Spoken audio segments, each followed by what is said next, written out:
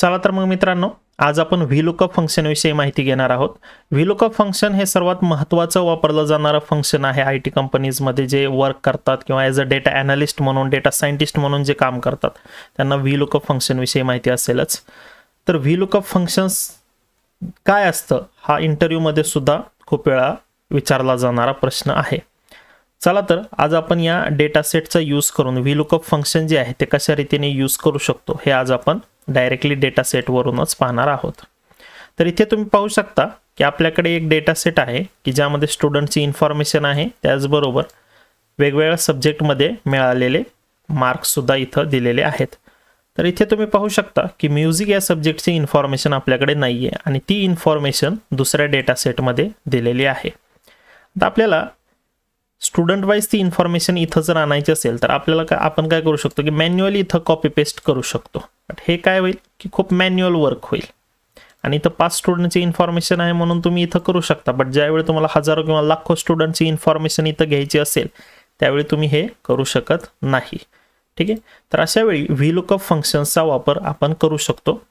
तर व्हीलुकअप फंक्शन बघा कशा रीतीने यूज करायचे की जिथं आपल्याला ती इन्फॉर्मेशन मिळवायची आहे तिथं आपली ॲक्टिव्ह सेल असली पाहिजे आणि त्यानंतर इन्सर्ट फंक्शन फॉर्म्युला बारच्या बाजूला इन्सर्ट फंक्शन म्हणून एक ऑप्शन आहे त्याच्यावरती क्लिक करायचे। जर तुम्ही ते फंक्शन खूप वेळा यूज केलेलं असेल किंवा रिसेंटली यूज केलेलं असेल, इथे बघा मोस्ट रिसेंटली यूज जर असेल तर ते इथे तुम्हाला दिसेल आणि जर तिथे ते दिसत नसेल तर तुम्ही इथं व्हीलुकअप म्हणून टाईप करायचे आणि तो गो वरती क्लिक करायचं तर तो तुम्हाला इथे व्हीलुकअप फंक्शन दिसेल। इथे डबल क्लिक करायचे। आता इथे फंक्शन आर्ग्युमेंट्स म्हणून एक टॅब ओपन झालेला आहे। इथं तुम्ही बघू शकता की टोटली 4 आर्ग्युमेंट्स आपल्याकडे आहे, lookup value, table array, column index number आणि रेंज लुकअप। ठीक आहे, तर लुकअप व्हॅल्यू ही काय असते तर लुकअप व्हॅल्यू ही अशी व्हॅल्यू की ज्यासाठी आपण दुसरी व्हॅल्यू जी आहे ती शोधत आहोत। ठीक आहे, ज्याचा रेफरन्स आपण शोधत आहोत।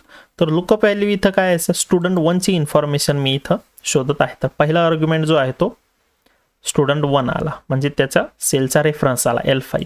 त्यानंतर जिथून मला ती इन्फॉर्मेशन मिळवायची आहे दुसऱ्या टेबलचा पूर्ण जे आहे तो मला रेफरन्स इथं द्यायचा आहे, दुसऱ्या टेबलची पूर्ण रेंज मी जी आहे इथं दिलेली आहे। ठीक आहे, L13 to M21।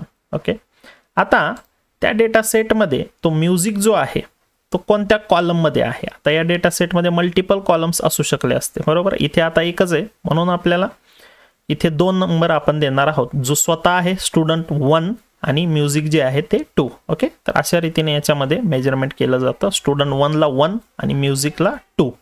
ओके, तर 2 हे नंबर देणार आहे। आणि रेंज लुकअपमध्ये मी काय करणार आहे तर तिथे आपल्याकडे 2 ऑप्शन असतात, एक असतो 1 आणि एक असतो 0। 1 चा मीनिंग काय होतं तर ट्रू, म्हणजे ज्यावेळी तिथं एक्झॅक्ट मॅच जे आहे ते पाहत नाही, आणि फॉल्स जर असेल तर इथे तुम्ही पाहू शकता एक्झॅक्ट मॅचसाठी ते फॉल्स पाहणार आहे, म्हणजे स्टुडंट 1 जे आहे ते आहे तसं इथं पाहिजे त्याच वेळी ते तिथं आपल्याला व्हॅल्यू देईल।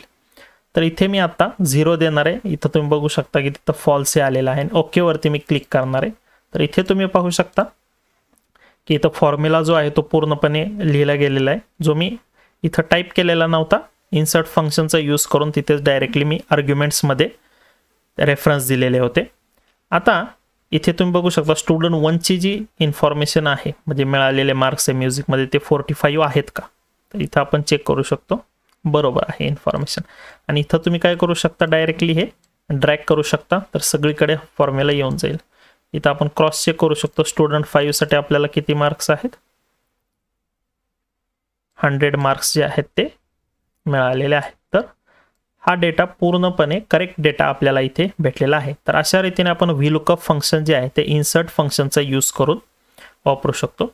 त्याचबरोबर आपण फॉर्म्युला सुद्धा हा लिहू शकतो की इज इक्वल टू व्हीलुकअप टाईप केल्यानंतर इथे बघा ऑटोमॅटिकली येते। पहिल्यांदा काय द्यायचं होतं लुकअप व्हॅल्यू, त्यानंतर काय द्यायचं इथं बघा इथे येते बघा सगळं टेबल ॲरे।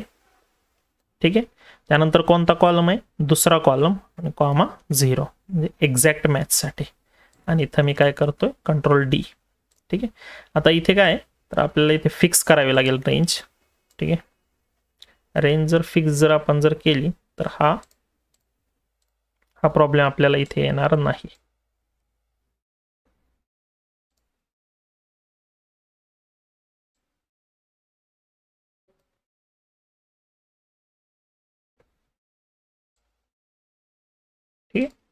आपण त्या टेबलची रेंज जी आहे ती फिक्स केलेली आहे. F4 ने आपण ती रेंज फिक्स करू शकतो.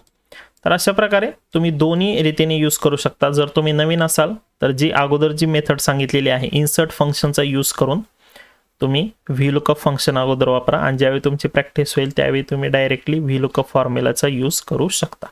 तर अशा प्रकारे आपल्याला VLOOKUP फंक्शन जे आहे ते कशा रीतीने आपण यूज करू शकतो हे समजलं असेल. आणि इथे त्यामध्ये प्रत्येक जे आहे आर्ग्युमेंट जे आहे ते काय असतं आणि त्याचे सिक्वेन्स काय असते, त्याचा यूज काय असतो, हे सर्व काही इथं इन्फॉर्मेशन लिहिलेली आहे. ही प्रॅक्टिस फाईल तुम्हाला तिथे ॲड केली जाईल. थँक्यू.